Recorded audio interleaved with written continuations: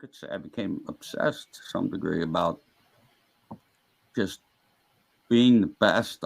There was no second best wasn't good enough for me. And by best, I mean getting the real confession. Make sure I don't get a false confession. Make sure I know what a false report is. And that's something that I never wanted to mess up on a false report. I don't, well, I know to this day that I haven't messed up on. In other words, I accused somebody of lying. I wasn't lying, because during a false report, when you're going to arrest somebody for false report, prior to you arresting them, when you talk to them, you have to read them their rights at some point and say, now you're a suspect in a false report, which is a crime. You have the right, blah, blah, blah. You give them their rights, and everybody that I had signed them. But you would come back in a couple of minutes later and they might be crying or whatever. But those tactics, the false report tactics, are a little bit different. Those things I learned from my partner, I learned on my own. But the interviewing of the offenders, I had one guy that wouldn't talk to me. I had another guy that was in Sing Sing as an inmate. He wouldn't talk to the 19th Precinct squad. But I talked to him, and this is when I was a young detective. They brought him over. They were trying to take the collar, actually, but of course, I guess. And it should be assigned to special victims. But anyway, they brought it over, and they said, "Here's the guy. He's not going to say anything." So I'm a young detective. Nobody knows me. So I go in there and I interview the guy. I talk about Sing Sing. I talk about Word of Honor. You know, a lot of it's, you know, kind of you're just going along with some stuff, you know, and trying to get the guy to go along with it. And he did. He felt, I mean, this guy was just out of jail, rock solid. He was just, and he connected with me somehow. And I said to him, he had sexually assaulted a lady and stole a car. So I said to him, well, what happened? And this is, you know, he explained to me what happened. He stole the car, blah, blah, blah. So I went outside and I said to the 19th squad guys, I said, okay, I got a confession from him. And they're like, yeah, but there's one other thing. And she had a bracelet and we can't find that bracelet, blah, blah, blah. I said, hold on. I went back in. I talked to the guy. He told me where the bracelet was. Then we had the DA come up. The DA videoed the whole confession. So I knew at that point that if I talked to people like that, instead of yelling at them or screaming at them, that I would get somewhere. And I can tell you that I did get a good many confessions. I may not have been the best there, but I tried to be. We get a call for disturbance at Christopher Street in front of the station, and we roll up and we park halfway on the sidewalk so we don't block traffic. Narrow street by Christopher, and there's a disturbance of these transvestites just finished a Vogue dancing, and they were angry at the person who won the championship and a huge trophy, you know. So they were going at it, and we pull up. My partner was a frustrated psychiatrist, so we get out, and he's like, well, you know, we calm it down and all. He's like, well, what happened? He goes, well, she should, and of course they're all guys, but she should have won. He goes, well, show me why you think you should have won. So now they placed the trophies on the hood of our patrol car, right? Picture this. So now the trophies on the hood of our patrol car, and they're doing all these Vogues, and my partner is like shaking his head in agreement, like, oh, I see back. But I mean, it calmed it right down. With this, sergeant passes by, you know, Vinny Perniola, hysterical guy. He rolls to me, he goes, I'm not even going to ask. I'm not, and he just keeps going. I mean, he pulled it to back us up. But when he sees what's going on, you know, and they're having a small recap of their Vogue competition with their trophy on, and I'm just going like, oh my God, can we just get out of, you know? And you know, but that kind of stifled the argument, and you know, my partner said, yeah, you know, you should have won, and he took his trophy or she took his trophy and went that way, one, you know. And that was it. Like, not the funniest, but it's the one that comes to mind. That's the highlight of the show. Of all the stories you told, that's the one I'm picking. That's the one I'm picking. Mr. Chief was like, hey, the 4-5 just picked up a big part of the 4-3, like the Westchester Square area. Would you mind going there? So I was like, yeah. So I did some time there, and then I went to Bronx Homicide, where I rounded out just shy of my last 5 years, mostly working on federal gang stuff, even though I was still an NYPD detective. And that transitions perfectly into one of the cases I wanted to ask you about, was the sex, money, murder Bloods. Now, when we think of the Bloods and the Crips, we think of the West Coast, right? We think of LA and they're primarily active out there, but they're scattered around the country, and they're definitely in New York too. Make no mistake about it. So tell me about who they were and what you were after them for. Yeah, well, sex, money, murder, it's weird because when I was, again, a beat cop, we were encountering these kids. Back then, they were the Castle Hill boys and the Soundview boys. They weren't sex, money, murder.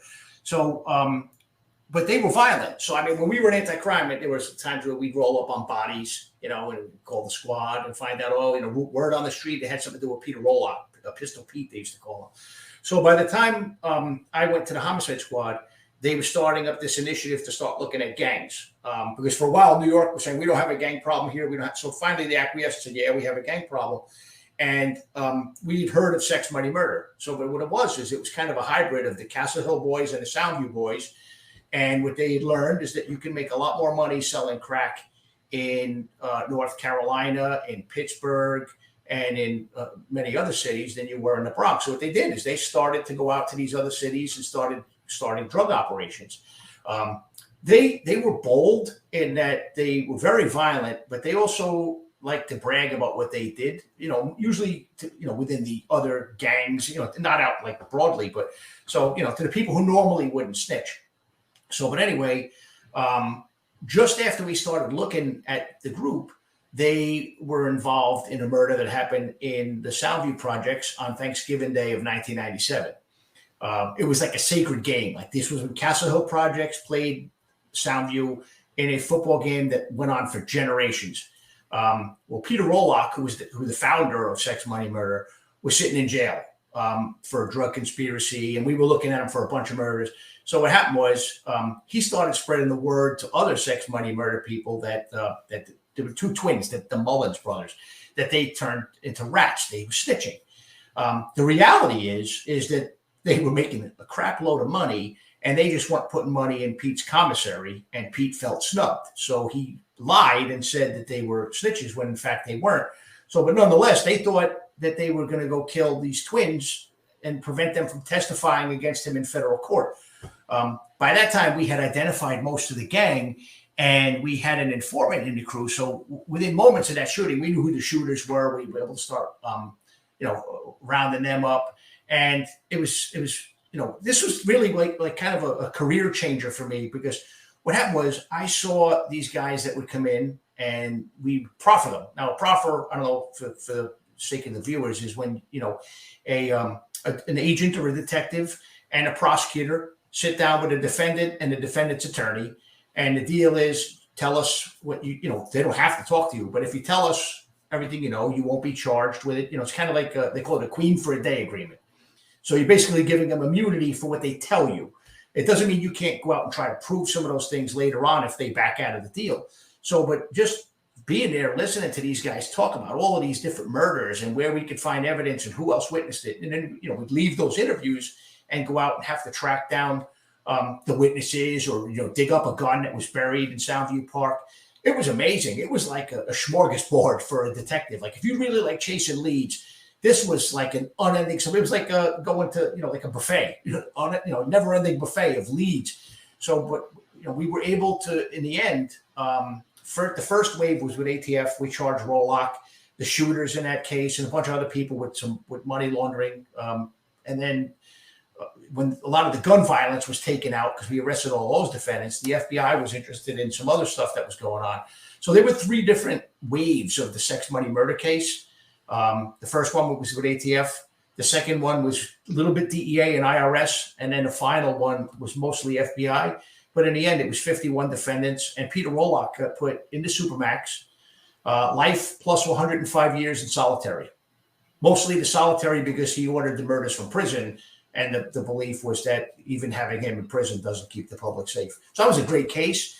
And then when I reflected on the sentences of these folks, and then I looked at the sentences that the murderers I arrested when I was a regular detective working state cases, I was like, there's no way I could keep doing state cases. and see people, getting plea bargains to, like, criminal negligent homicide or just ridiculously low sentences. I mean, we were getting people, a felon in possession of ammunition. If they had 3 prior felonies in the Southern District, we got a guy 15 years for having a bullet in his pocket, 15-year mandatory minimum. And I'm saying, most of the people I arrested for murder didn't wind up getting 15 years when everything was said and done in the state system. So it just made sense for me to leave. That's why I jumped ship. That's the final thing that we could hit on before I get to the rapid fire. We talked about it off the air. Let's get into it a little bit on the air about the counseling, because peer support now, there are a lot of it. I've said this before and I'll say it again, not to sound like a broken record. There's a lot of negative evolutions within society occurring right now, but one of them that is a positive is we're talking more and more about mental health, which is so good, especially for first responders, police and fire. Even though you guys love what you do, you saw so many things that nobody should ever have to see. And most people in a lifetime, thankfully, never do see. And that's not always easy. And guys have a hard time with it. It affects their family lives. It affects their personal lives. And you've been so active with that, helping members of the service, which is so awesome. So tell me about how you got involved with that. It's actually a funny story. When I got out of the job, I was doing fire safety consulting. I was working for a company that did high-rise fire drills and high-rise office buildings. This is all predicated on the Triangle Shirtwaist factory fire. All these laws came in after that horrific fire. And Local Law 5 mandated high-rise buildings to do fire drills and have log records and so on and so forth. So I did that for 5 years, and all the while I was doing that, I kept making calls into the counseling unit to try to get an interview to become a peer counselor. And he'll rename nameless, but I was using a friend of mine's name who was at the counseling unit. And unbeknownst to me, him and the guy that was running the counseling unit they didn't really get along. So every time I name dropped this fella's name, I never got a phone call. So I'm doing fire safety consulting, and a friend of mine is once a month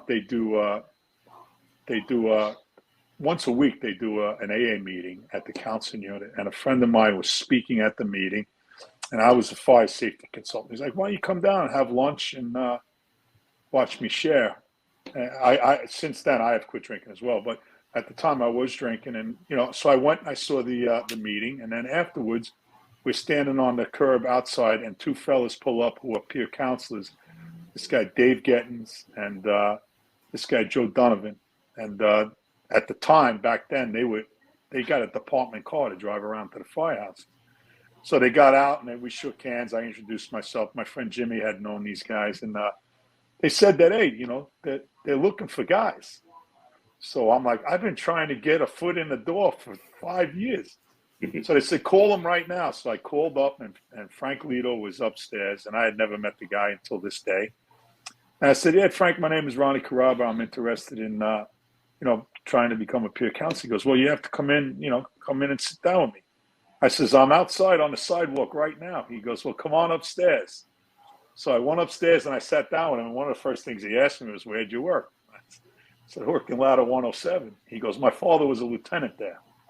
So if I would have known that 10 years ago and said 107, I would have got my foot in the door 5 years earlier. But yeah, as everything happens for a reason. And I ended up getting into the peer counseling unit as a peer. And in the beginning, what I did, the first time I ever went out, it was with 2 guys who were peer counselors. And I would mirror them, just watch them.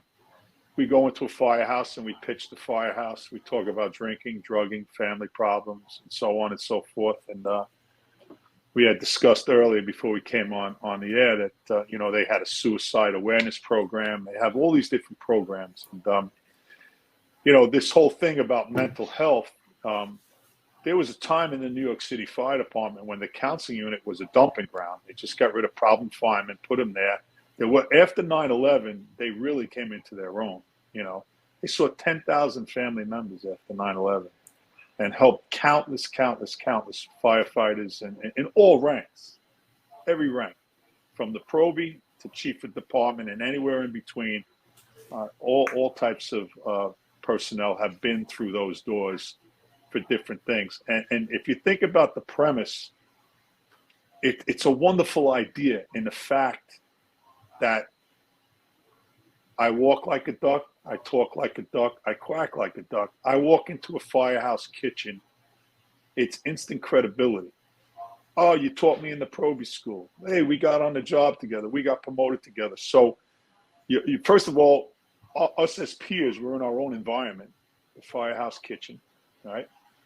And coming from guys from within the job or personnel, because there's female peers now, and now actually the job has full duty firefighters and company officers that are peers, because if the need is immediate, they can go to the diamond plate, look on the roster of all the guys working throughout the 5 boroughs and locate peers that are on duty at that very moment, and they can get them to that area as quickly as possible where the need arises. But, the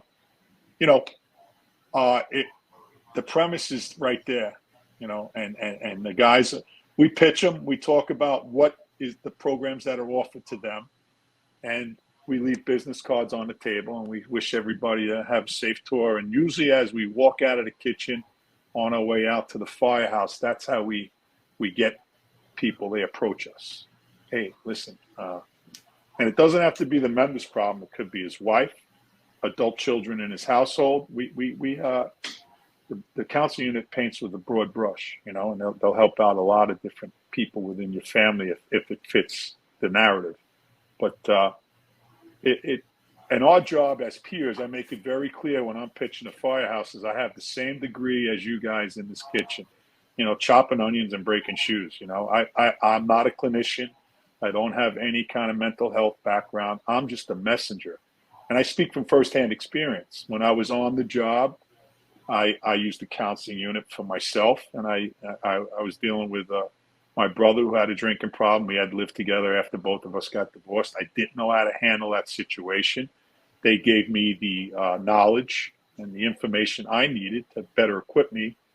And then in turn, later on in my life, I had to come to the realization that, I wasn't doing so good with the drinking, and I used the counseling unit, and they helped me along with that as well, So this whole idea, we did have that podcast with the mental health show, and it's getting that elephant out of the room, the stigma, because there was a time on this job, if you went to ask for help, they would put a CD30 on your locker, which is a transfer paper. You don't have what it takes, get lost, go somewhere else. It was that kind of an atmosphere, right. But now we're trying to make it is acceptable, but a lot of people are worried. If I come forward and say I have a drug problem or an alcohol problem, I'm gonna get canned. I'm gonna lose my job. I'm gonna lose my career.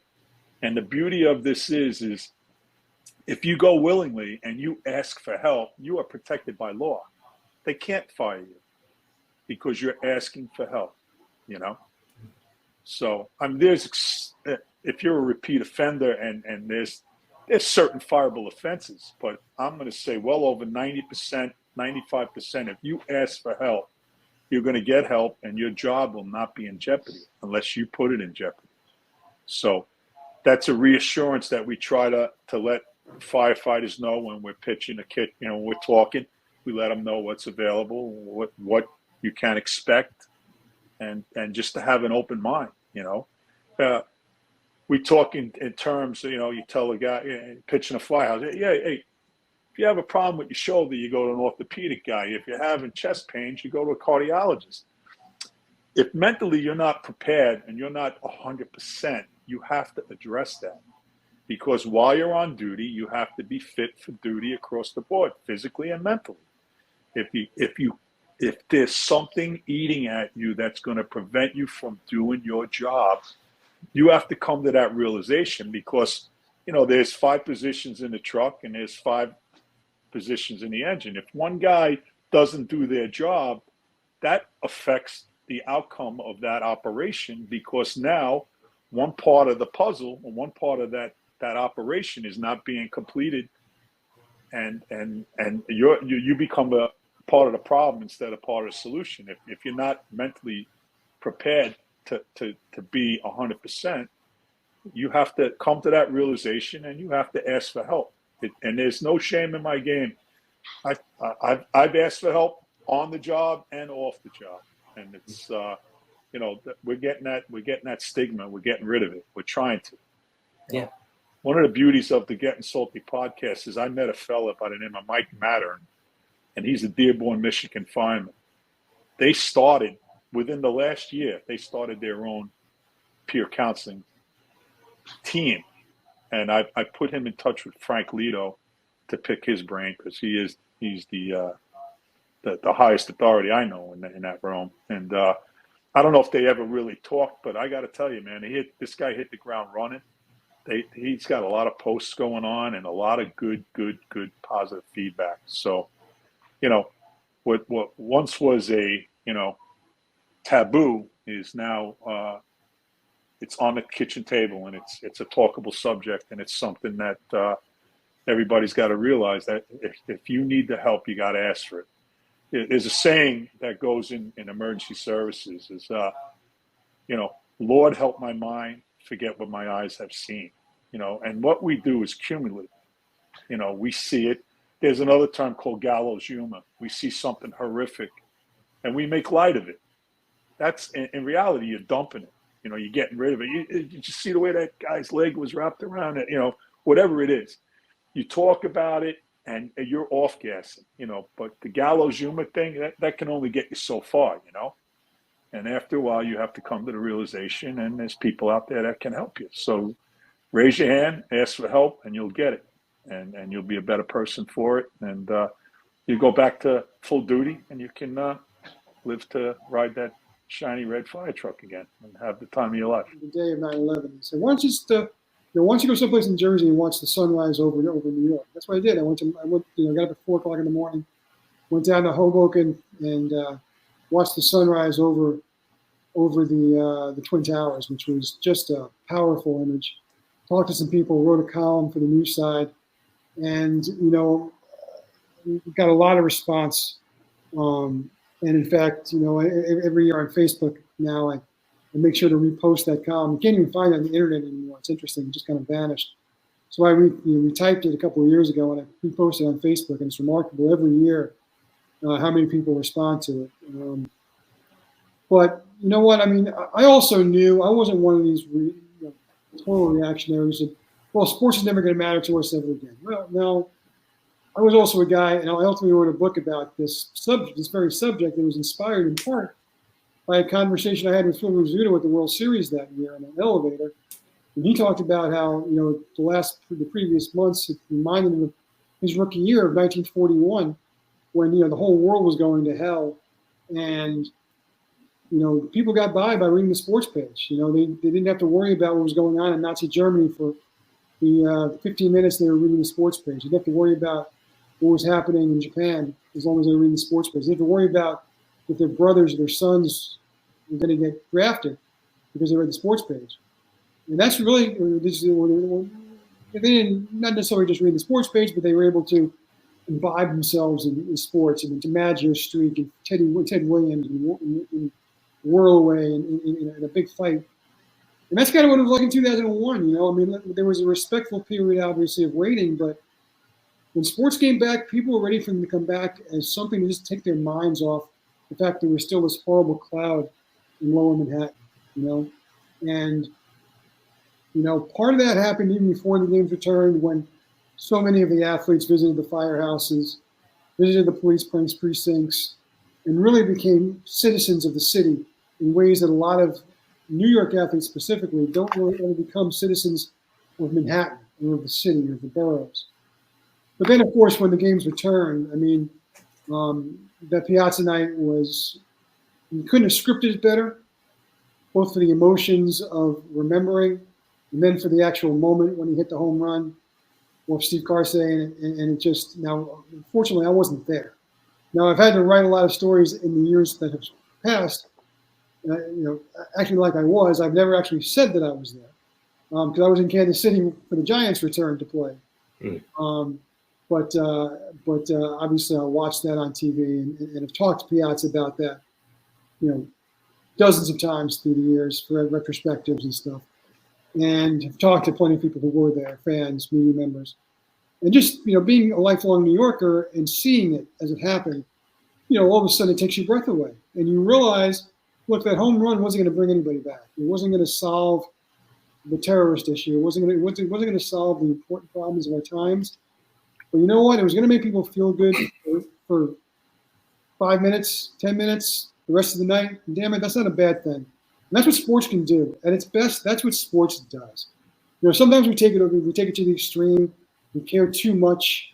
We don't go to the bathroom for 2 hours because we don't want to leave the couch because the team is doing well. I mean, we do stuff like that. Maybe that's taking it to the extreme. But sports is valuable. No one's going to tell me otherwise because I was there for that entirety of that Yankee run. I saw Mets fans rooting for the Yankees that autumn. I saw the rest of the country outside of Phoenix, maybe Seattle or Oakland, who else they played, rooting for the Yankees in ways that they never would have and never would again. And I saw what it was like in New York. I was there when President Bush threw out the first pitch. And it didn't matter if you were a Republican or Democrat. You wanted to get up and cheer when he threw a strike. That was our president who did that. And it was just a huge moment. And that's not even taking into account the games that followed and how people just utterly lost themselves in those games. And you know what? I mean, you can't tell me that sports isn't impactful beyond just the trivial after having gone through that. And, I think it's really informed a lot of who I am as a columnist now because, at this point, we're at the point where the majority of my career has existed in a post 9/11 world. And I think it really helped me to thrive during the pandemic. Look, I mean, we had, 6 months where we were covering nothing. There was no games. There was nothing. And so you had to really rely on your instincts as to what people wanted to read. I mean, I knew they would want to read something. There was I had a former editor of mine call me and berate me that I hadn't done what a lot of sports writers had done, which was become full-time COVID-19 writers. And look, I mean, a lot of those guys are my friends, and a lot of those guys did just incredible work. You know what? I didn't want to read one more word about COVID-19 after a while. I just didn't. I don't care how good it was, how compelling it was, how incredible the journalism was. I didn't want to read any more about it, so I certainly wouldn't want to write any more about it. I thought I was doing far more of a service to my readers, finding stories to tell them about the day Kareem Abdul-Jabbar decided to sign with UCLA instead of St. John's. Finding a story about Dean Memminger cooling racial tensions in Harlem when he was a teenager because a cop who sought me out to tell me the story about starting an after-school league with Dean Memminger when he was in 12th grade. Stories like that, they're just so vital and so important.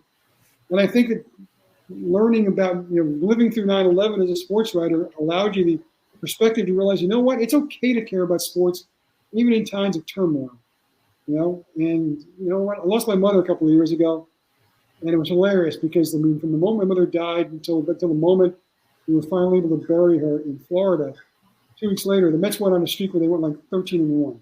My mother was a huge Mets fan, and I remember telling her to Jeff Wilpon, and Jeff and I didn't get along very well for a lot of the time when I was doing my job and he was doing his. But we always talked to each other, and I'll never forget him saying, well, we both know why we're playing well. I thought it was a really nice thing for him to say to a guy who's written a lot of nasty things about him through the years. Special service that work prisoner transportation or are in courts, in court every day. I had, I'm sure you remember John Gotti. Yes. Okay. Who doesn't know John Gotti? I was the lucky one that had to transport him, Sammy the Bull Gravano, and Frankie Licciardi, the three of them, when they were on trial in Brooklyn, New York. It was my team that had to transport him every day from MCC, New York, Manhattan, over the Brooklyn Bridge to the Brooklyn Federal Courthouse every day while he was on trial for a couple of reasons. One, who was going to hit him or try to break him out, or who was going to try to kill, So we tried to secure. We had, I think, a 3-4 car motorcade every day. So I would show up, and John was a funny guy. I'd show up at MCC at early in the morning. He'd be in his orange jumpsuit, and hey, Lenny, you got change for 100? John, it's funny you said that yesterday. So I had no idea. One day I showed up, and Sammy Gravano wasn't there. So it was just Frank and Gotti. So John's quiet as a church mouse, which is not like John. John liked to talk. So I don't ask any questions. I do my thing. I get on the elevator going down to 1, and I turn around. I look at John Gotti. Now I'm going to be the funny guy. I looked at John. I said, "Hey, John, where's Sammy? What is he, a rat now?" If looks could have killed Mike, I'd have been dead on the elevator. I had no idea the FBI brought Sammy the Bull Gravano on board Team USA the night before. And the next day, of course, front page of every newspaper in New York City, Sammy Gravano becomes a cooperator. But yeah, that was a mess. Real quick, when he was done and he was convicted, he was going actually to Merriam, Illinois, federal penitentiary. I had to drive him up to a secured area where our 747 flies in, also known as Con Air, if you ever saw that movie. So I got John in the back, and he's quiet. I mean, obviously he's done. He's going to prison for the rest of his life. And I get him out of the car, and other districts are there loading the plane up. And I said, "John, take it easy. We'll load last." We're walking down the tarmac, and he's shaking his chains that he had on his belly chain. He sounded like the ghost of Christmas past. And I'm thinking, okay, he's got to be a little nervous. He knows he's going away for the rest of his life. Gets to the foot of the aircraft. The guy comes out who I know. Here's John Gotti, health papers, blah, blah, blah. What do I say to the guy? "Hey, John, have a nice flight." I mean, I don't even know what I said to him. But as I turn around and walked away, all of a sudden I hear, "Hey, Lenny." I go, "Yeah, John, what's the matter?" He took about 3 steps up the ladder. He says, "You think it's too late to say I'm sorry?" That was the last I heard. You know why he was shaking, Mike?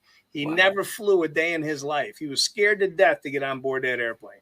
Wow. That's a true story, and I know that for a fact from some family members. So, yeah. And I have in front of me here a review of recorded data from long-range and airport surveillance radars revealed multiple contacts of airplanes or objects in TWA Flight 800's vicinity at the time of the accident. None of these contacts intersected the flight's position at any time. It's natural to have other planes in the air. Obviously, that part is not anything particularly nefarious, but attention was drawn to data from the Islip, New York area air traffic control facility that showed 3 tracks in the vicinity of the flight that did not appear in any of the other radar data.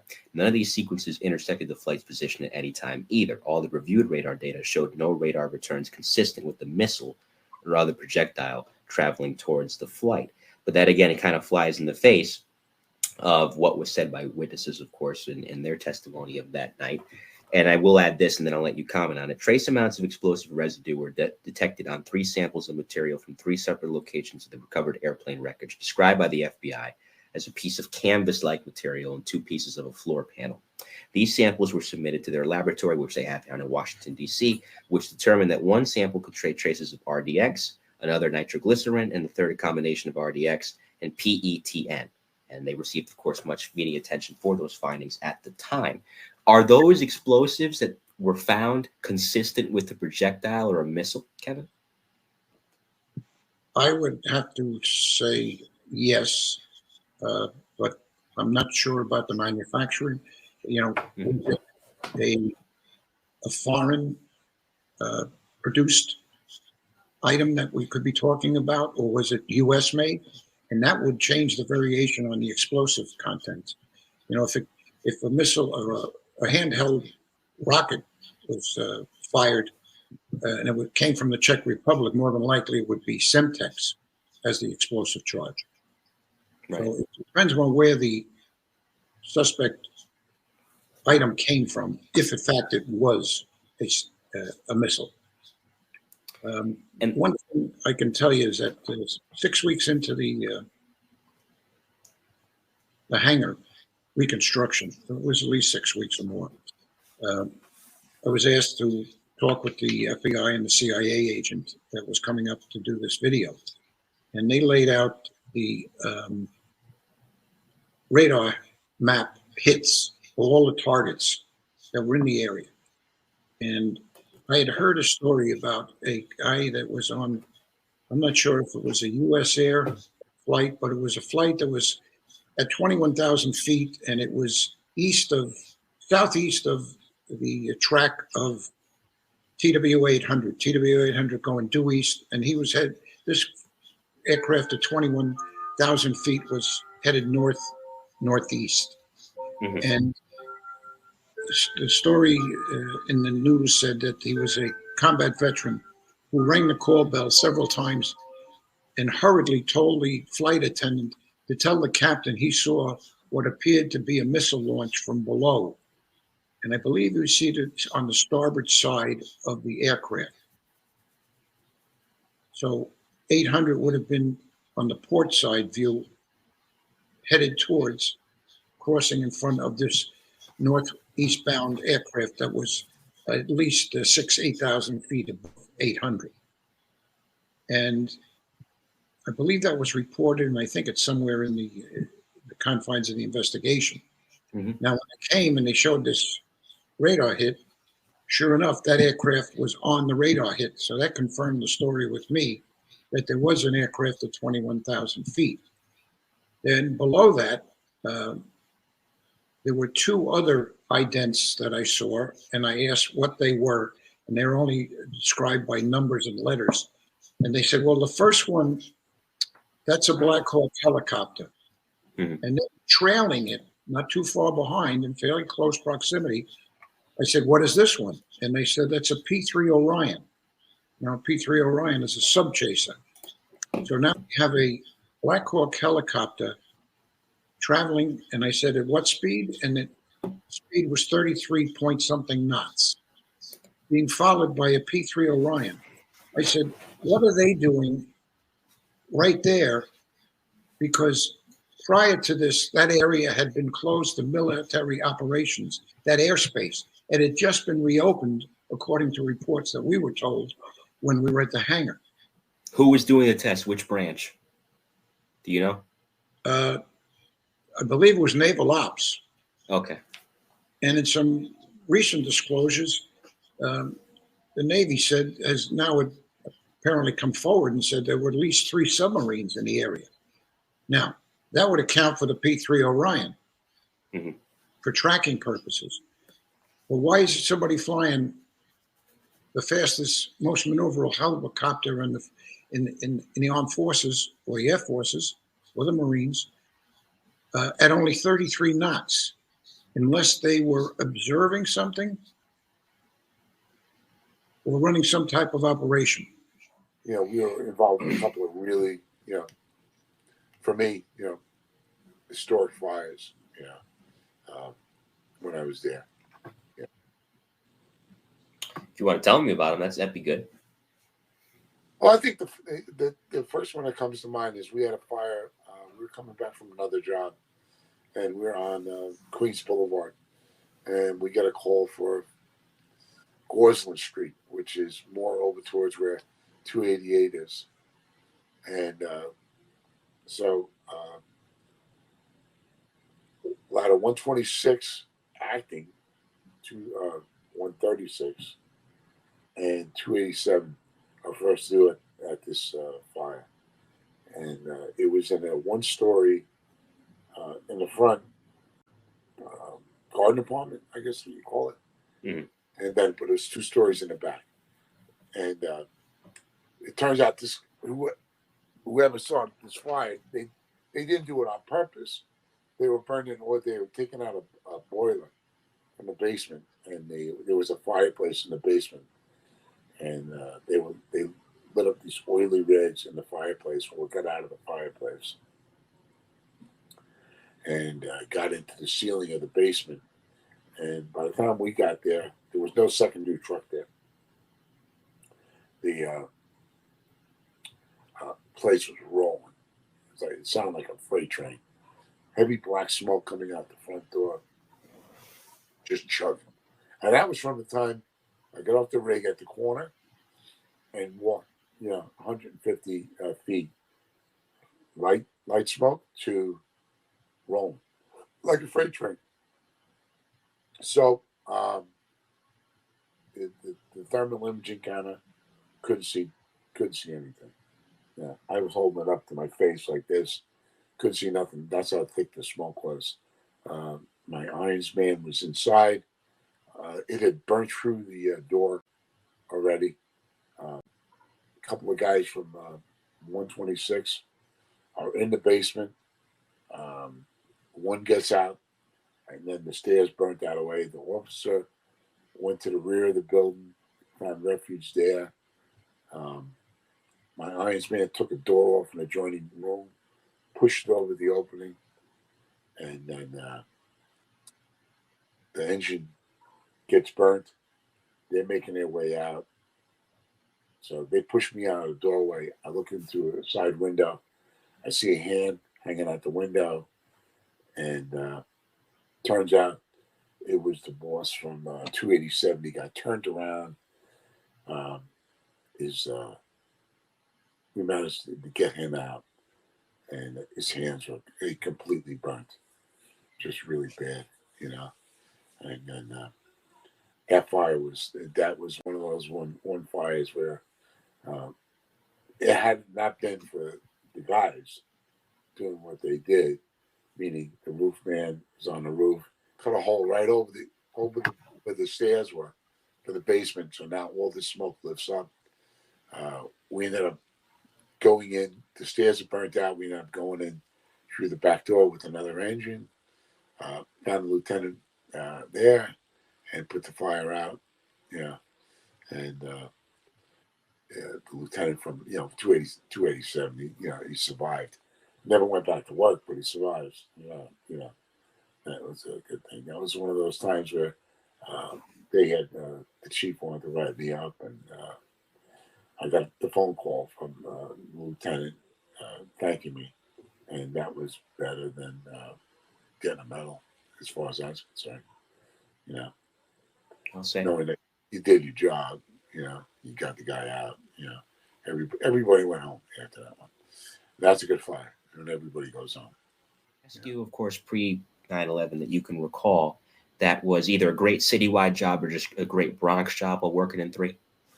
Well, we had collapse-wise, there were some. We did the highest high-angle rescue that the job had done since they had trained guys to do high-angle rescue, and I happened to be fortunate enough to be working that day. We had a injured worker on the Ward's Island water tower, and his coworker ran into the fire academy on Randall's Island and ran into the house watch and told them what was going on. And they sent us, and this guy had a back injury and he couldn't move. So we went up there and immobilized him, put a collar on him, backboarded him, lashed him into Stokes basket, and 2 of the guys rigged a high point at the top of the water tower. And then we lowered the patient, and John O'Connell, who was fireman in Rescue 3, lowered him as the attendant with the patient. That was pretty interesting, and there was a comical side to it as well, because that morning at the change of tours, not comical that this poor fella got banged up and had to be lowered off the tower, but change of tours, we're having coffee, and one of the guys who was like a rope guru. He was always teaching rope stuff at the academy, and he was really, really into the high angle rope stuff.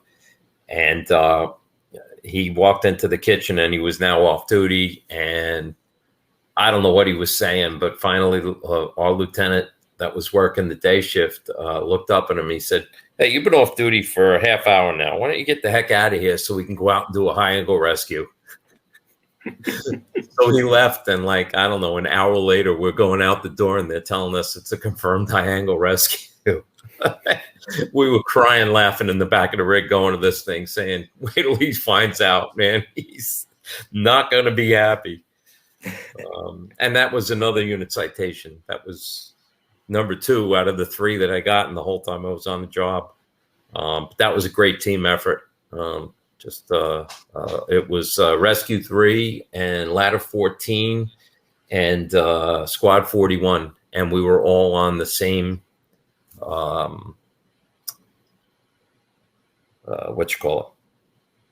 unit citation. They listed all 3 units all on the same unit citation, and it was seamless. It really everybody worked well together, and very successful incident. And I didn't realize it at the time, but our lieutenant told us later that it was the highest to that date, it was the highest high angle rescue that our job had done since they had trained everybody for it.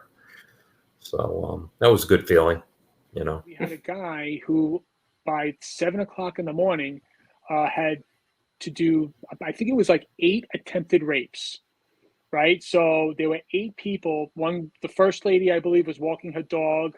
You know, he ran right up to her, dragged her, tried to rape her. She fought, he ran away. There was another girl who was waiting at the bus stop, like a 15-year-old girl. He came up right behind her, dragged her into like a wooded area.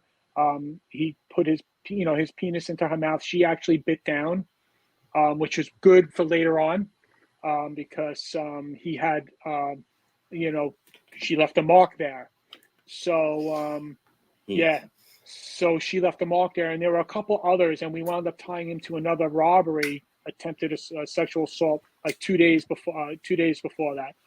All in all, there was like 6 or 7 attempted rapes, and this is how police work usually gets solved to begin with, to be honest with you. So it's already like 11 o'clock at night.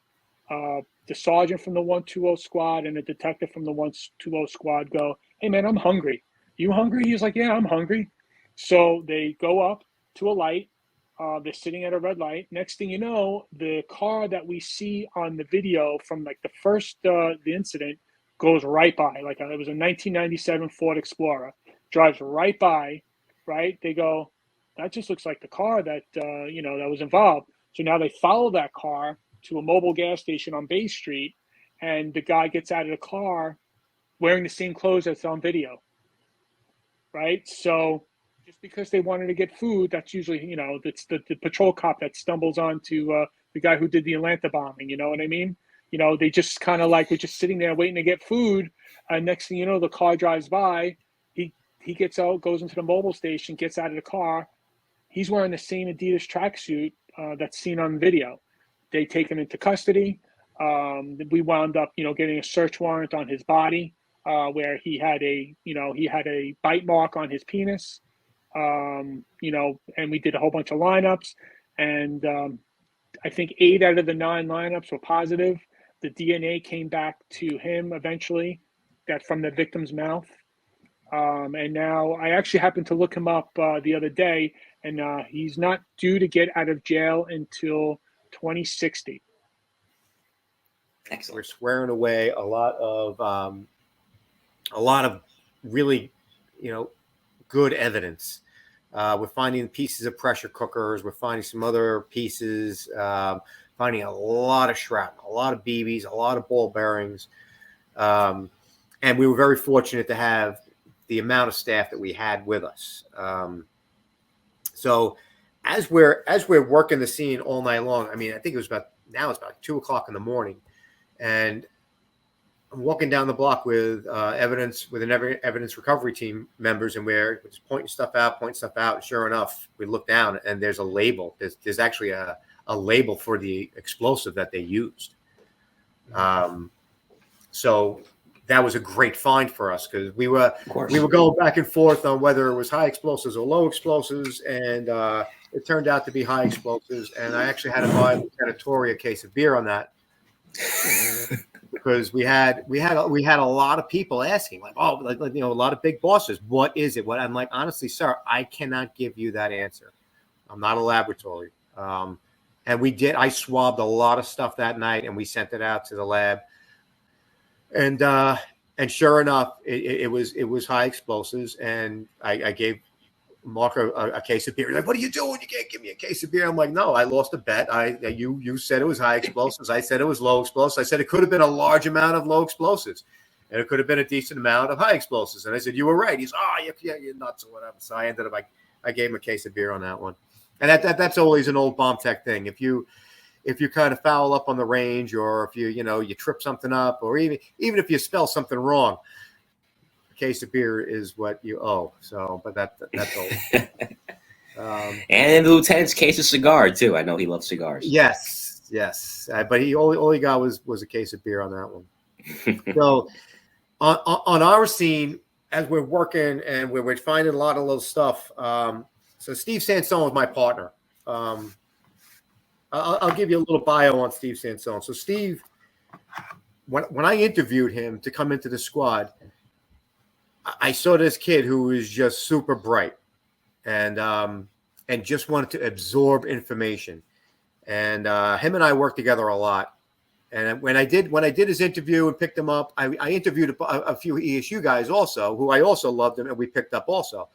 So these guys go to school, and Mark asked me, he says, Paulie, he says, senior guy, who do you want for your team? And I said, oh, give me the highway kid. And he's like, highway kid? He's like, you're an E-man. He says, why would you pick the highway kid? You got all these other emergency guys. I said, there's something about this guy. I said, this guy he wants to learn everything we do. And I'm proud of him. I tell you what. And him and I, we worked that scene. I mean, and ever since then, I mean, he's done nothing but advance in the bomb squad. He's like a number one guy on the stabilization team. He knows what he's doing. He just loves it, and real proud of him. So that night, he finds the IEMI tag from the phone, which was like a literal needle in the haystack. I was just about to say that. You took the words right out of my mouth. Oh, bomb debris everywhere, and he finds this tiny little tag that identifies the phone and where it came from. And sure enough, that ended up linking. At least it definitely linked the two devices. Well, we kind of guessed that the two pressure cookers were going to be, and also New Jersey. So just little things like that, just being so alert and astute to your craft. Like he found that, and we just kept moving all night long. We just kept going and going and going until we were relieved the next morning. And so now the next morning, I'm not there. I forget what I was doing. I'm not sure if I stayed there for the whole full tour or I was relieved sometime in the afternoon. But we're still holding down that area. Now we're searching buildings. We're going through windows. Actually, we had ESU and fire department bringing us ladders to get into buildings, and that had just been damaged and had been abandoned or under construction, and we had no way to get into them. So we just we went in through the holes that were blown in the windows, and we were still finding stuff all night long. So now the morning or the afternoon is now, it's Sunday, and we don't normally do range operations on Sunday, just to keep the people of City Island happy and not blowing stuff up on give them a little peace on a Sunday, right? But now this is important, and there's a range operation going. So Lieutenant Torrey and Sergeant Connolly, Jay, Timmy, a handful of other guys. Tony Mason was a range safety officer at the time. They decide that they're going to render this device safe. And they were gonna try and open it remotely with the robot, which was very difficult. And the top of it was actually kind of gacked up, so they really couldn't just spin the top of this off. So they decided to do the action that I had mentioned, and they disrupted it.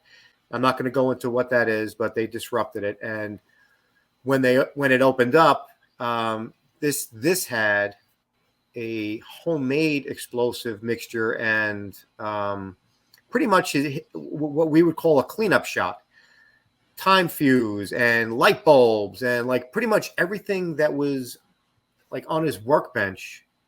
He kind of swept into the pressure cooker, and he had enough explosives in it for it to high order and to make everything go away. Or make everything very small. So they ended up getting that open after a bit and some nice a nice shot. They get it open and they collect all the evidence for that one. They did get a lot of stuff that we had also on our device, which was great because we were able to do a comparison. So now the whole case is for the FBI now. So now it's their case, and they did a fantastic job on the prosecution end of it. And fortunately, he's in jail right now, which is I think he's in jail. He's in jail. It's not that he's in jail. So I think he got consecutive life sentences too. Yeah, he's never gotten out. But even then, although you're not happy these things are happening, it had to feel like Camelot. You're in New York City and you're in a busy place. You don't have to start off in a slow place and say, you know what, I got to go to a busier company. He landed right in the, well, dare I say, no pun intended, right in the throes of the fire. I did. The AIDS part wasn't too much about it. We were still doing the a lot of false alarms. I remember the one night doing 30 false alarms before midnight. Just getting on the rig and going back and forth. There were 3 boxes. Somebody was pulling these boxes. But yeah, there was still a lot of vacants. When we used to ride down by Vice Avenue, Daly, Honeywell, the streets were still abandoned, and they had all these big H projects, H apartment houses. So you were always kind of guaranteed that you're going to get a vacant building fire. And that's where you really learn your craft, right? Because the senior guys will give you the nozzle. And so I'll tell you the quick first example that I learned. And this is different firefighting that it's not done anymore. So I work with his name is Timmy Gallagher, and he's referred to as Tough Timmy Gallagher. And he's the Billy Martin of the Bronx. He's fiery like Billy Martin. He'll poke you. He plays hockey. He parachutes. He's an Irish gruff guy. He's got a reputation of Tough Timmy, and if he don't like you, you are dead meat. So I get assigned to his groups, and at the time, he was on medical leave because he made a rescue, a hairy rescue of a woman that had special needs, mental special needs, and she ran. She was in a fire. He grabbed her, pulled her out. He got severely burned. And they put her on the floor, and she ran back into the fire, and he ran after her again and got burns on top of his burns. He was a tough nut. But anyway, he's on medical leave, and so when I get to the firehouse, they're like, "Oh, you're going to work with Tough Timmy Gallagher. He's going to eat you alive." So this is what I learned for 3-4 weeks in the firehouse. I'm cleaning the tools. I'm trying to be good, and he comes in. He goes, "Hey, oh!" After the 4th week, I'm going to meet him now. He goes, "I heard about you. Come on up to my office." And Mike, we hit it off. We become the best buddies in the world like that. I said, this is going to be, So anyway, we're going to the fires now. He's a no mask policy guy. You don't wear your mask. Don't wear your mask. I don't want to see you wearing a mask. And I said, okay, I'm going to learn. If I die, I die. I'm just at that attitude. I says, I'm going to learn from the best of these guys. And so when we had a big fire, we had one of those apartment houses on over by Daly, and Engine 45, a great engine company. They're first due over there. So what they do is they pull the hose in, and what we have is 4 floors of fire all the way through. You need like 6 windows of going, right? So before the tower ladder is even set up, what we're doing is we run the lines in, right? And so Engine 45 has the first line on the first floor, and then we go to the second floor. And we operate above them as everybody moves in, putting the fire out together, but no mask. And so Tough Timmy's up there, and he's standing. I'm on the floor, and I'm sucking up. You imagine these vacant buildings. They got all these old plaster and dust on the floor and dirt, and so it's all coming down, coming apart. Yeah, but it's just because it's all an old building, right? It's been vacant for how many years? But my nose is in the cracks. And I'm watching the senior man and Tough Timmy walking down. All I can see is above them, just above their ankles. And I could see him. I'm following him in the, I said, after I die. But the guy that had the nozzle at the time was Jimmy Sedaris. And his shoe, he wasn't wearing boots. His shoe, he has a Navy shoe, catches on fire. The shoe catches on fire. But he moves down. And now as we come out, now Engine 45 is going to the 3rd floor. And now we're going to go to the 4th floor to put the fire out.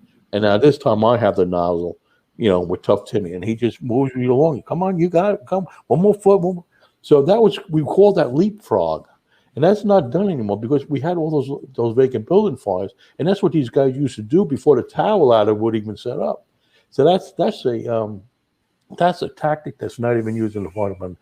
But that's how I learned. I learned no mask. And whenever I was working with him, I did not. I said, I go. I said, but I didn't want to lose his respect in any way.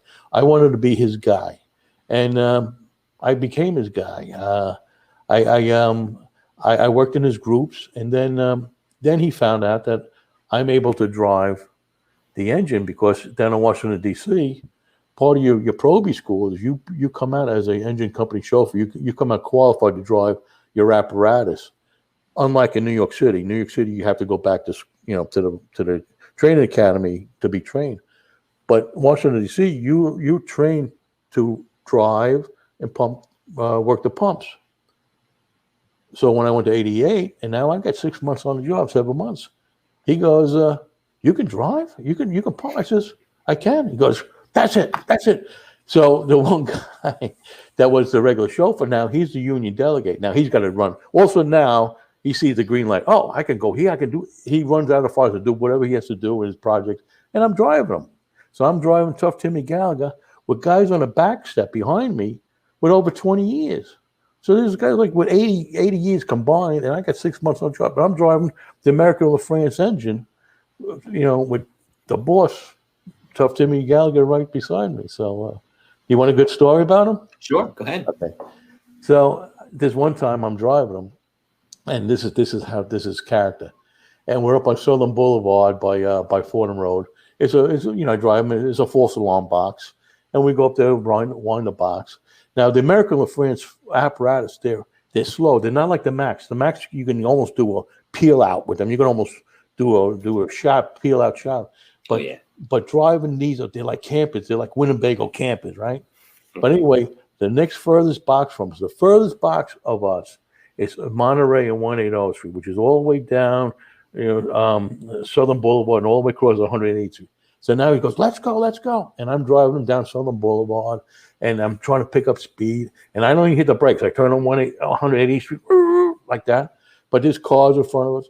But now we're first due at that box, right? And it's a notorious false alarm box. But he's going, okay, let's go. So all the way down the other end, off of 3rd Avenue, you see engine 46 turn on a corner. And he's looking at me. He says, don't let them beat you into the box. And he's yelling at me on the front seat. And I'm driving. I got 6-7 months on the job, right? And he's leaning forward. He says, and he's looking at me. He says, don't let them beat you into that box. Don't let them. And we have handsets. And now he's hitting me with the handset on my shoulder. Don't let them beat you. He says, ram them. I want you to ram them. And now I'm thinking, okay, I want to be his guy. I don't want to get him mad at me. I said, so where do I hit this? I'm thinking in my head, while I'm driving around traffic, where do I hit this rig? In the back? Should I hit him? Should I glance over? Should I hit the bumper? I don't know. But anyway, engine 46 gives a false alarm, 1092. I go, like this. And so he looks at me and goes, you were going to ram him, aren't you? I says, when you, Cap? So I was his boy. That was the relationship we had all the time. I love him. He passed on some years ago, but I couldn't. Mike, I grew up with the best of the best in the fire pump, and he had to be the best engine boss. And there are other Timmy Gallaghers out there. If you were lucky and fortunate to work with a Timmy Gallagher, you learn how to firefight, and I learned how to firefight from him. I was really blessed with him. So yeah, that was a good time in the engine 88 with him. I was lucky.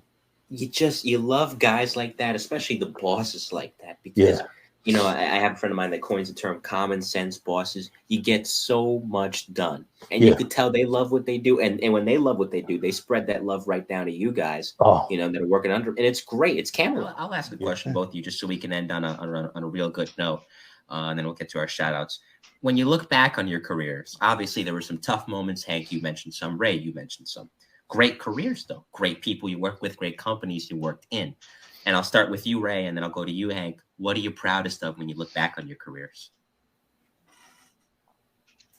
I think that I was most proud that I was able to teach young guys in the firehouse, drill new guys, teach them the ins and out of the minutia of what the firefighter has to know to be a good firefighter. And then finally to be involved in teaching, be involved in the rescue school, be involved in teaching at the Nassau County Fire Service Academy. Those were great days. You got to deliver the message. People were happy to learn from your experience. I think teaching ended up being like the most rewarding part about having spent the time I did in the fire service. Hank?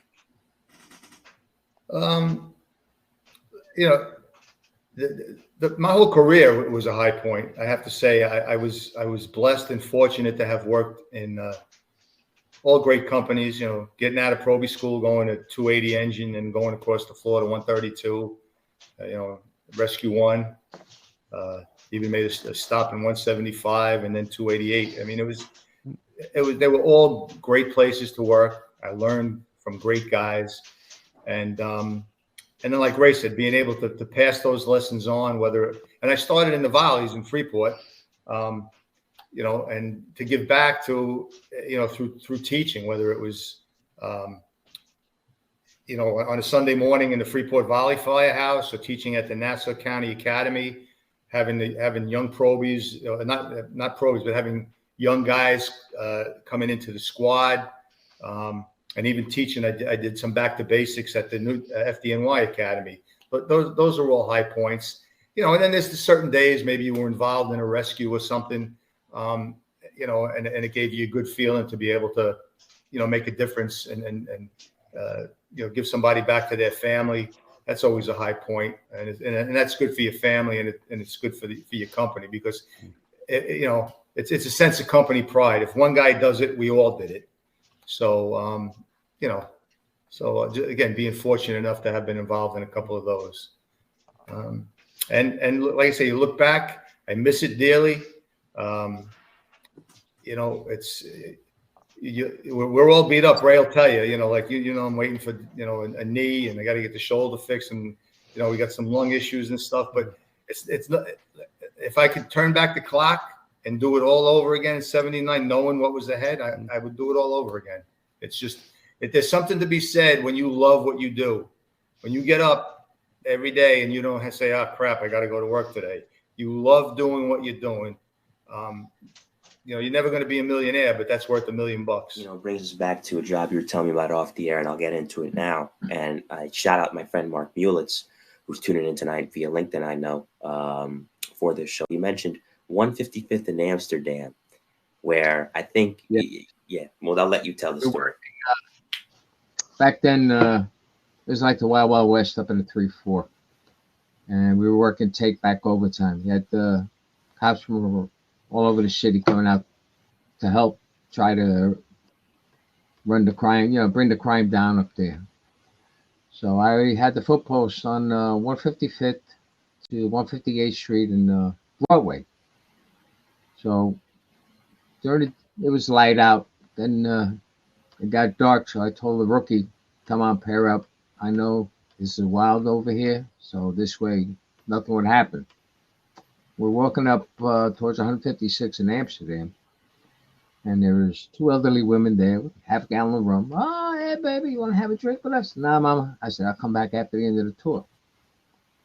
With that, we hear 2 pops, and I hear a male running across the street. Said, oh, they're shooting.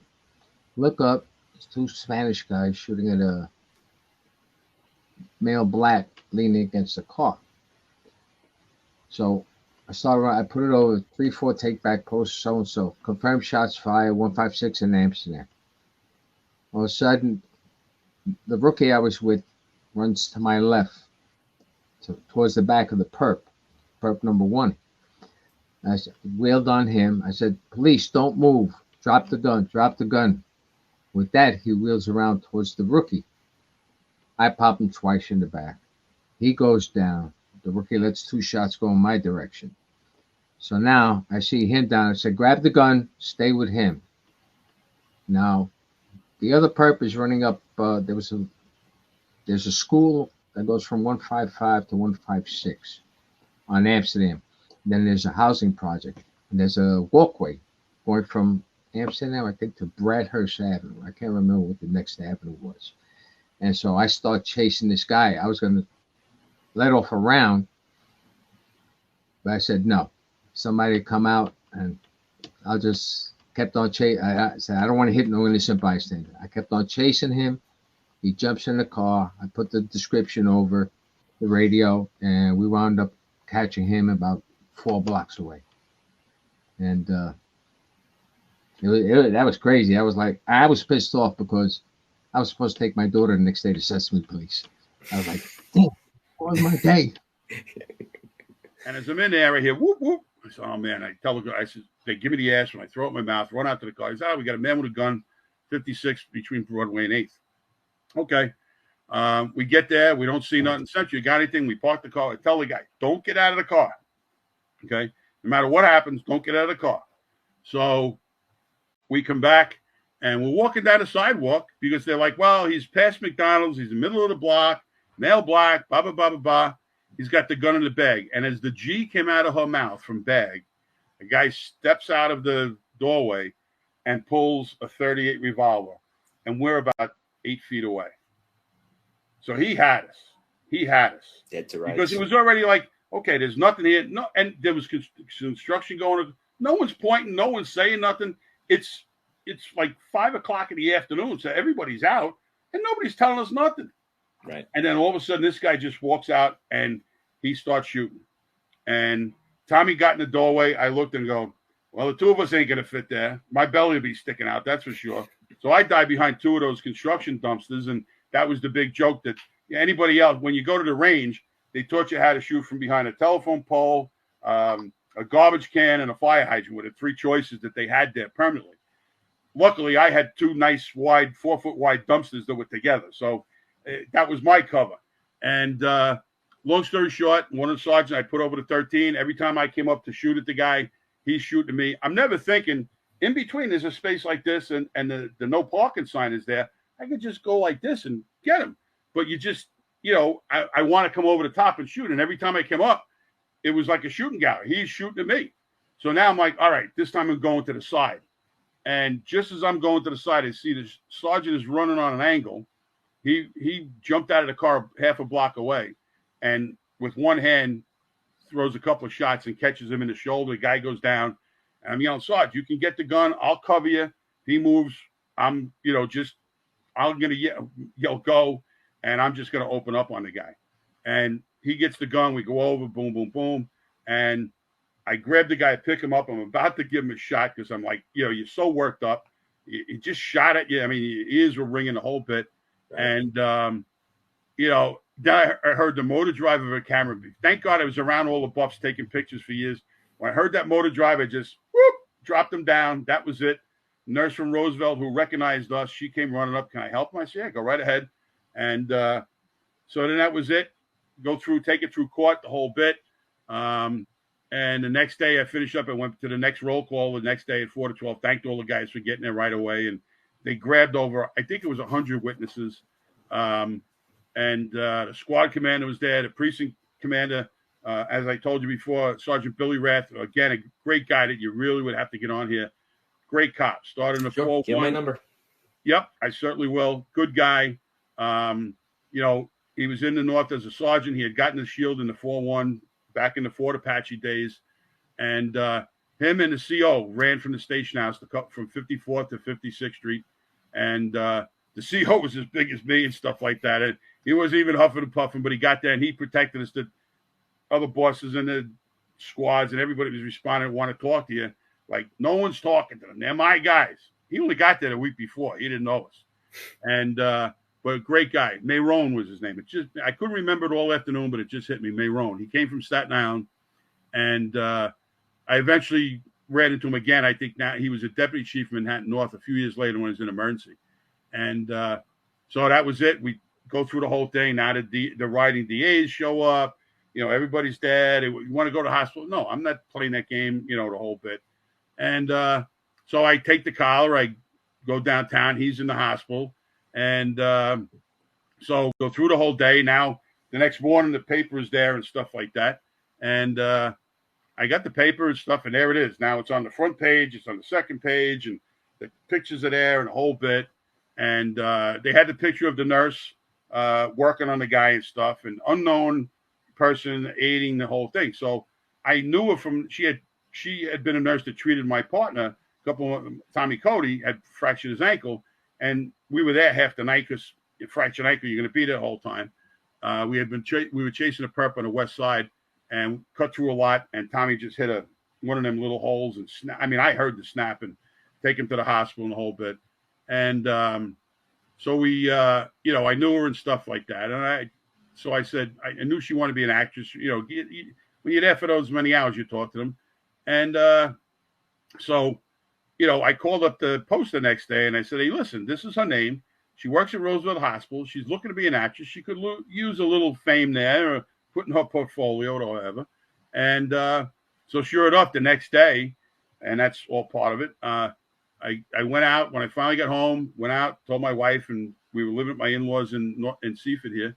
And so, I get up and I put my jacket. Where you going? I says, I'm going out to have a drink. I said, it was a pretty crazy day yesterday, So I go out and I get a half a load on, but I stayed in Belrose where I grew up at my mom's house. And next thing you know, it's like 6 a.m. and hear the front door open. I'm sleeping on the couch. My wife comes in and she's 9 months pregnant and late already and stuff. And my father-in-law's with her. I said, what are you doing? She goes, I'm in labor. I said, well, I'm drunk. So you're going to have to wait a little bit, So, I had some coffee. I wake up. My father-in-law's there and he was working the night that everything was involved. So I tell him the whole thing. And now I'm sobering up really good. And, I actually had slept quite a bit. And we took off, go to NYU, drive into Manhattan to NYU and go in there. And my daughter was only born 11 months before and stuff. And so now we go in and I'm like falling asleep in the chair and stuff. And I got the newspapers. And now it's like that day when the girl is identified and the story's in the paper again. And she goes, what did they do? Get you off at midnight or something? Are you tired? I said, no, Doc, I've been up for like the last 2 days. I said, here, you can read about it.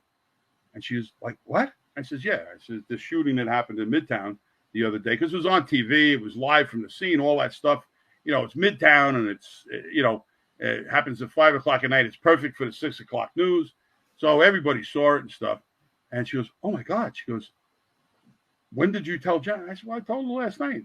She goes, well, did she go into labor then? I said, no. I says, I left and went out, had a couple of drinks and stuff. And I said, she came into my parents' house at 6 o'clock this morning. So a few hours later, my son Patrick was born, knock wood. The DA, when of course we took off. My partner Tommy's daughter was born, I think, 2 days after that. So we weren't at work for like 5 days. So now it's coming up on what they call the 180 days and stuff, like 180 hours. You have to indict somebody, they got to let them go. And the guy shot us, and he had a 38. So, they want to charge him. So we get in there. Hey, the DA's been calling. I go, yeah. I said, Tommy had a, baby girl. I had a baby boy. I said, no, but you got to go. It's a must appear. They've been calling every day, the whole bit. And my family knew if not to answer the phone or if it was police. No, he's not here, And so, go down to court. What we were doing? I go, whoa. I said, man, I had a baby boy 4 days ago. Tommy had a baby girl 3 days ago. What? And she got very upset. She's like, are you kidding me? Oh my God. She says, if you guys would have got killed by that guy, your two kids would have never met you. I think that got him more than anything else. And she took that case to the limit. But the problem was he was found criminally insane in like 1968, was in an institute. He was institutionalized for a long time. And eventually he was let out. Okay. He's okay now. Somewhere he found a gun and it all happened. That was it. But he ended up, he was in Manhattan State Hospital for many times. Every 30 days we would be hearing. I would get notified of it just that it was happening. Not that I would go there or anything like that. But finally they stopped sending the thing to me. I ran it to her. She's now a judge up in the Bronx.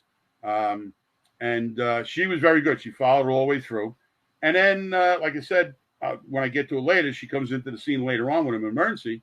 But I wanted to talk to you a little bit about my first arrest, because this was an interesting one, and it involved our good friend. John Cutter, who retired as the deputy chief. Right, John. I introduced him to, I think, his second or third wife. So she worked at the PSA with us in PSA 2. But let me digress. So my first collar was obviously in field training. So I was with 2 seasoned cops and a group of us, rookies. And we went into the Fiorentino houses, which is in the confines of 7-5. And we were doing a building check. And a building check, for the people in the audience listening, consisted of going in through the lobby, take the elevator up, and then you walk down the stairwells. You go down each floor, meet and see your partner, make sure that they're okay, then down to the next, meet. You come out in the hallway, pop your head out. That's how we were trained to do this. So we were doing that, and in the process of doing that, I heard a commotion. I think it was on the second or third floor of this 6-story development, and it had a small little elevator. Some of them you got to walk up, but this one had an elevator. So we were coming down, and I heard like commotion, sounded like an argument. So being a rookie, I was like, oh, maybe we got something here. And so I radio to my field trainer. He comes and meets us, and now it's like, 5 or 6 of us field trainer, rookies, and then the 2 field training cops. So they're handling the whole thing. They're up to the door listening, and they were like, this is an empty apartment. That's a housing burglary. So that's like a big collar in housing when you catch someone inside a vacant apartment, or if they're squatting in there. They call it a housing burglary. It really was just, Anyway, so it was a group of young kids inside that apartment. There was like 6 or 8 of them. So all of them at gunpoint, down on their knees. They were all just getting high inside there. And this was during the crack epidemic. So there was a lot of crack. You could smell it. It's a distinctive smell when someone's smoking cocaine, smoking crack. I'll never forget that smell. So you smelled it strong in there, and they were all high. And to make this a short story, one of the perps that we locked up, and we locked up multiple, was wanted in connection with the homicide that Cutter and the Major Case Squad was working. I got the letter. I actually pulled it out, but I have to disconnect my setup here. But I showed it on one of my live streams, and I talked about it with John when he was on my show, Deputy Chief Cutter. He was a lieutenant at the time. So I bring the collar in, and I'm processing it. And I didn't know he was wanted. They just started working the case. They just got the case. So there was no I-card. There was no want card. There was no arrest warrant for this kid. So when you bring an arrest to the housing, and probably in most commands, we had our own detectives. Housing had their own detectives. So the housing detectives, they came in, and they were like, oh, let's see, because they did the debriefs of all the people you would lock up off the street. So during the debrief of my guy, who I locked up, I found out the next day. I came in the next day, and I was like, why is this guy still here? And they were like, oh, kid, the CO wants to see you. So the commanding officer called me in, and I was like, oh, no, am I in trouble? Oh, I got a bleep machine. I said, oh, yeah. And he was like, hey, Licciardi, sit down. So I sat down, and he's like, Lieutenant Cutter wants to see you at the squad. I was like, oh, man. At that early stage of the game, you couldn't talk to a captain like, hey, what's up? What's around it? You were like, okay. So I was like scared. And I went into the squad. They walked me into the squad because you couldn't just go in there. And I sat down in his office. He's like, hey, I want to congratulate you on a great job. I was like, what did I do? He's like, you locked up a guy that we wanted that murdered somebody. So that was my first arrest. And it was luck of the draw, but I was the one who heard it, and I started the whole storm. So I started that whole storm going down the hallway, and then the field trainers, the training officers took it. So that's my little bit of story for my first collar. It was a pretty good one. The funniest call you ever responded to. Okay, I worked with a guy, Vinny Fagan, in emergency pretty often because. It was 3 of us, like I said previously. And Glenn made sergeant. Now I'm working with Vinny steady. One Friday evening, we're doing a late tour. We get called into the 10th precinct for a cat job. We get there. Now, the young lady was a 20-something young lady, nice girl. And she lived in the apartment. Baeza was like a studio setup. And she decided she wanted to have a little pet. So she goes to Bidawee, which is over on the east side, over like 38th Street. It was like a rescue, no euthanized rescue for animals. She gets herself a little kitty cat, and now brings it home. She's got the box, everything nice. She's feeding it and everything. Now she goes and she lays down in her straddle lounger day bed and is sleeping. The cat jumps on her face and scratches her face and then she goes and she grabs it by the back of the neck and throws it into the bathroom and shuts the door and calls the police. So we get there. After the precinct calls and says, "Oh, it's a vicious cat." So we get there, and now I'm pretty new. I'm still learning how to handle animals. And then he goes, "Okay, it's your turn. You go get the cat." So I open the door, and now I feel like I'm on a safari here. I go in and I open the door. I see the cat. It's in a tub. I reach down with the noose. I get the noose. I get the cat. Now it's like a fish on a hook. It's up and down up the tower walls, and it's moaning and yelling and screaming. And I said, "Now what do we do with it?" He goes, "Hold on a second." He gives it a little shot of Catisette, which was basically what we used to tranquilize.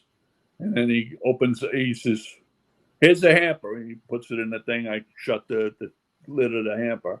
And now we go out, and now the thing's, sleeping. And we go to the lady. "What do you want us to do with the cat?" She says, "I don't care what you do with that damn cat. I don't want to ever see it again." And I'm like laughing. Here's this little, she was doing the right thing, won a companion, and then it didn't go the way she planned. No, I thought it was pretty funny. That's why you get dogs instead. I'm a dog guy. Dogs are better. So getting down there, and this is the interesting part about emergency. So many guys who had left went back in to help out. Pete came, Colón, who mentioned it on this show, he came back. You came back. Jack Cambria came back. I think Patty McGee, he had retired the week before, right? Do you have that correct? I don't remember. I don't know. But maybe he did. I don't know. I think he did, and he came right back, if I'm not mistaken. If I had that mistaken, somebody in the chat, please correct me, because I don't want to get that wrong, obviously. But all these guys that had left ESU and had moved on, I'm not going to say to greener pastures, but had moved on to other endeavors, come back, and there you were. And obviously, knowing Rodney. You were very close with Rodney. Rodney was a cop, was a sergeant. You named one of your sons. Rodney was in my STS class. So he was one of my best friends there, yeah. No, absolutely. I named my son after him. His middle name, right? I think is Gillis. Matthew Francis Gillis Martinez. Yeah.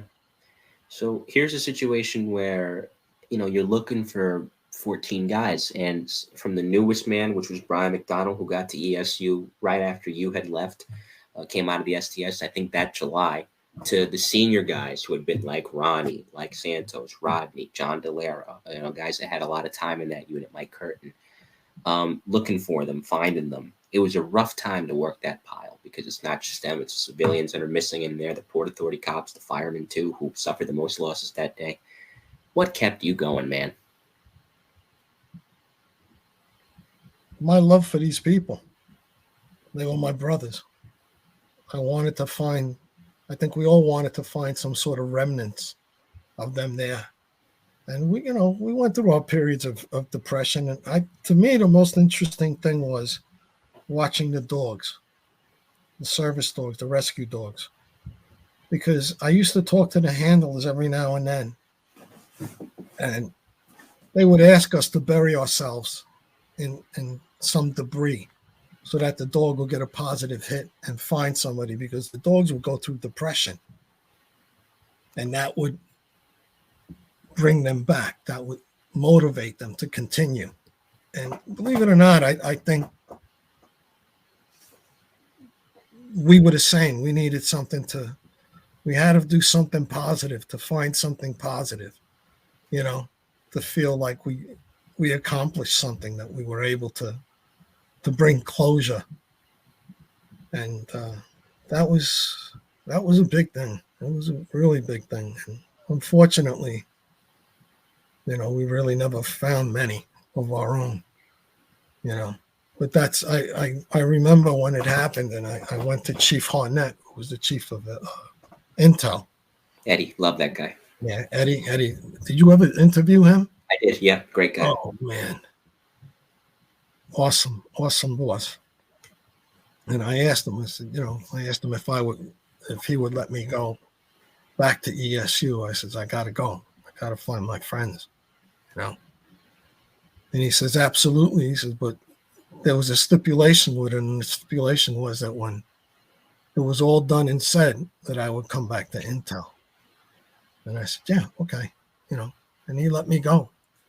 And he was such a gentleman that he actually promoted me to detective while I was back in the hole, back in the ESU, which was, I didn't expect to get promoted, on time, but he promoted me.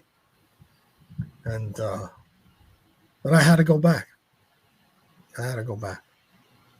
Those were my brothers. Those were my best friends, Those were guys that I'd seen the best and the worst with. And they were my heroes. Because I guarantee you not one of them, like anybody in this unit, would have thought about their lives when they went into that building. Stevie Burbridge was there. And Danny McNally was there. And Claude Richards showed up. And he pulled a pair of boots down off the locker, and he says, I got these at the last World Trade Center. I'm finally going to get to wear them. And he puts on his jumpsuit and his boots, and Faith turns around and says, you got to stay here and help me answer these phones. And he goes, no. He says, I'm going down there. So all of us got in the van again and headed down. And that's when the first tower came down. And we continued down. The smoke had somewhat dissipated, but the debris on the ground, the soot on the ground was about 3 inches thick when we pulled up, and we parked the van, and we got out. Mike had dropped his dog off.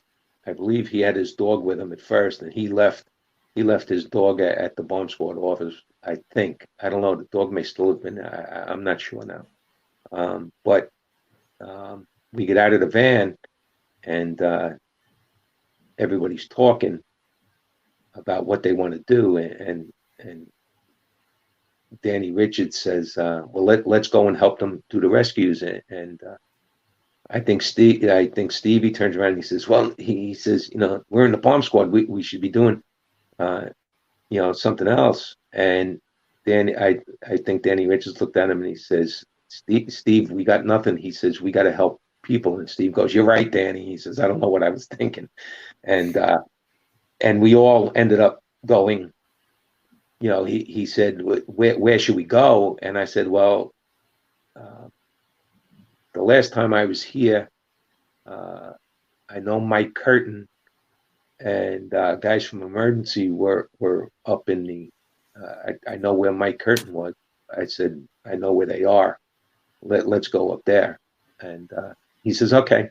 So we went up there, up the escalator again, past all that crap that was there, and we ran into Mike Curtin, and we were standing there, and as we're trying to put together our game plan and seeing what somebody needs, I looked over to my right, and just as I did, I could see some emergency guys, and a piece of metal came down and hit Lieutenant Murphy in the arm, and I could see it was bad right away. It almost severed his arm from the shoulder down. I believe it was from the shoulder down. It looked like it was from the shoulder down. So I saw that, and I ran over to help him. And at that point, Steve Lanos, who ended up in the bomb squad from emergency service, also came over, and I clamped down on the top of Lieutenant Murphy's arm, just under his armpit, to stop the flow of blood. Thank God emergency service taught everybody to be EMTs, because you knew what to do for these people, these guys. And I clamped down on his arm, and me and Steve walked him down to the street, and we brought him over to an ambulance that had been abandoned. I guess abandoned during the first collapse. And we brought him over to the ambulance, and went in the back and we got some gauze and some wrap and we started putting his arm back together and wrapping it up the best we could standing there. Yeah, and Steve, after his arm was wrapped up, Steve went back to his guys, and at that point, Danny Richards came down and approached me at the back of the ambulance, and he says, Mike Curtin needs a backboard. And I said, all right. I said, hold on. And I reached it, and the ambulance still had a backboard in it. One of the orange plastic the orange backboards. And I pulled it out, and I handed it to Danny. And Danny standing there for a couple seconds. And he says, "You're gonna come back up?" And I said, "Yeah, I'll be there in a minute." Not that he needed me with him or anything, but he was just wondering what I was doing. And I said, just as soon as I get this lieutenant out of here, and Lieutenant Murphy says, "I'm not going anywhere. I'm going back up there." And I was like, "Yeah, no, you're not. You can't go back up there. You need to leave. You need to go to the hospital." And he was like, "No, he said, "I'm going back." And I was like, no, you really can't." And at that point, Kevin Barry pulled up, and I believe Brian Hearn was in the van at the time. Mm-hmm. And I said, "Listen, can you get this lieutenant out of here?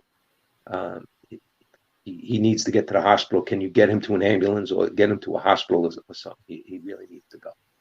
And they said, "Yeah, no problem." And at that, I looked over to my right, and through the hazy dust floating in the air, I saw the orange backboard crossing the street. So I get him situated and into the van, and they take off, and I head over to the escalator to go back up. And as I get on the escalator, you felt a rumble. You felt it before you heard it, and then you could hear the booming of it coming down. You could hear one floor. The booming that everybody keeps saying, all these conspiracy theorists saying that there were other bombs in the building and stuff. They should really put a rubber band around their heads and snap the hell out of it. The booming that they heard, or the floors collapsing on top of each other. The building was doing exactly what it was supposed to do, which was collapse down on top of each other to a certain point, then stop. And that's what they heard.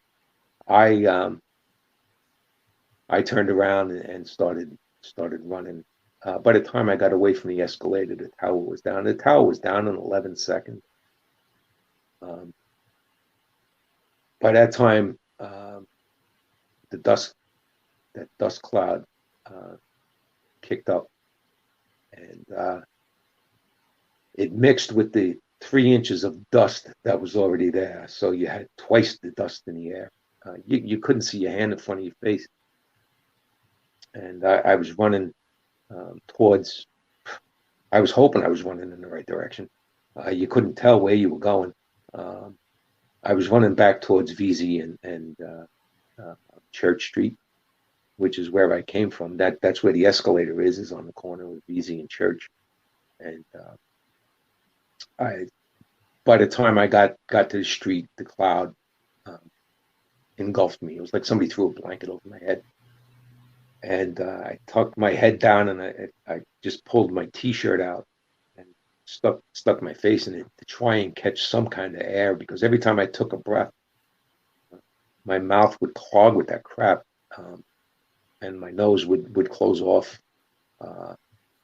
So I stumbled across, and I found the wall, and I went down Church Street in that dust cloud. And all I was saying to myself was, make it quick. If it's going to happen, please make it quick. Don't bury me, please. And then I was going over in my mind, I could picture what somebody's going to say to my wife, yeah, listen, Joe would, I'm sorry to tell you, but Joe was killed at the World Trade Center. Oh, was he stuck in the collapse? No, he smothered to death 4 blocks away because he wasn't smart enough to get the hell inside the building, But there was nowhere to go. I couldn't see where I was, so I actually stumbled my way. I mean, this is what's going through my mind: is how stupid can I be that I smothered to death 4 blocks away from the place? But I get There is across a crime committed on U.S. soil, not just in the United States, but against United States property overseas. Take, for example, the 1998 embassy bombing or the 2000 USS Cole bombing. The clock never runs out for the FBI, ever, until you get your man or your woman. And in this particular instance, you had a couple of international cases, but tell me about one of them. I probably, case I'm probably proudest of in my career was a Jamaican lottery. It was what commonly known as advanced fee scheme. It's advanced fee scheme known as the Jamaican lottery, and that started out in North Dakota with a elderly widow in Harvey, North Dakota, who ended up losing $300,000 as a result of people calling her, claiming that she had won a large amount of money and had to pay some fees and different deals. And she eventually hid, which a lot of people do. They hid it. She hid it from her family. Eventually, her children learn of it. They contact the local police department, which is Harvey, North Dakota, 3 officers. They can't handle this. And no local police officer, no, and even the NYPD couldn't handle a case like this. It was just international in scope. So the Harvey police, the chief got a hold of the state securities department. They couldn't do anything about it, but they called me up. I had worked with them on another case. So they kind of trusted me and say, hey, can you do anything about it? I came over, took a look at it. I saw the money was going to somewhere in Florida. And we would get these complaints all the time. I said, you know what, this is something, I want to do something about this. It's real easy to know, we can't do anything about it and let it go. But, I think I can do something about this. So I looked at it, I said, it's in Florida. The money went to Florida. I looked at it, I think I can do something. So luckily for me, my regular supervisor was gone because he went on deployment somewhere. So the acting supervisor, who was a long-term acting supervisor, allowed me to open this case. One of my fellow agents in Bismarck, my supervisor sat in another location about 200 miles away from me, talked my supervisor into allowing me to open this case. Before I opened the case, I went up to the prosecutor, great AUSA named Claire Holcounter, who's now a federal magistrate judge. At the time, he was a criminal chief in North Dakota. I went to Claire. I told him I had worked a couple other cases with Claire, fraud cases. I said, Claire, I think I can do something on this case. Claire said, you know what, if you get it, I'll prosecute it. And Claire, he told me later on when we were successful in this case, said, I never thought you'd get the case. So I told you, yeah, why not? So anyway, I got the case. I got a number of subpoenas, worked out, identified this person, able to prove that person in Florida had knowledge that his money was stolen. That's always a big problem. How do you show that, even though we see money, just because we see money, you have to show that they have knowledge it's stolen money. Otherwise, they come up with an excuse and they don't know what's stolen. I was able, through the subpoenas and different techniques, able to prove that she knew this money was stolen. I had the records to prove it. I had it on paper. I went to Claire, wrote up a complaint. Claire took a little while, said, you know what, you got it. I'll let you send this, go to the magistrate. I went to the magistrate with an affidavit. We got an arrest warrant for this woman named Shannon O'Connor in Florida. In the meantime, there was a postal inspector in Florida named Scott Horn, great guy, who was working this in another angle, and it was other victims and so forth. He had sent a subpoena to, I believe it was Citibank. It just so happened, Citibank probably has 40 or 50 people who just do subpoenas. Well, anyway, they did the subpoena.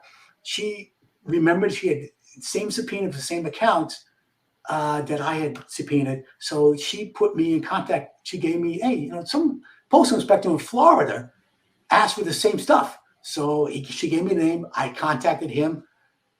Scott Horn, and they say, Scott, this is what I got. I got an arrest warrant. This is what we got going. They say, no, you're a lot further than I am on this thing. And we would down in Florida, it would take forever to get the U.S. Attorney's Office to move. You mind with team up? Say, no, that's great. That's what you do in law enforcement. You team up. I mean, we're part of the same team. It doesn't matter your state, local, whatever federal agency. We're part of the team. You're on the team American. So we got together. We end up arresting Shannon O'Connor down in Florida. I went down there, and his FBI supervisor gave me a hard time in Florida. The local supervisor said, "How did you get this arrest warrant?" I said, and he's questioning me about my probable cause. I said, "Hey, sir, don't worry about it. I got it's already signed by the judge. You don't, I'm asking you to help. I'm going down to arrest the guy or arrest the subject. It's an arrest warrant. The probable cause has already happened. The case is being in North Dakota. It's done. I mean, I literally had to convince this guy. It was ridiculous. So anyway, I go down, eventually got other guys on the team. I actually met somebody I worked with in New York.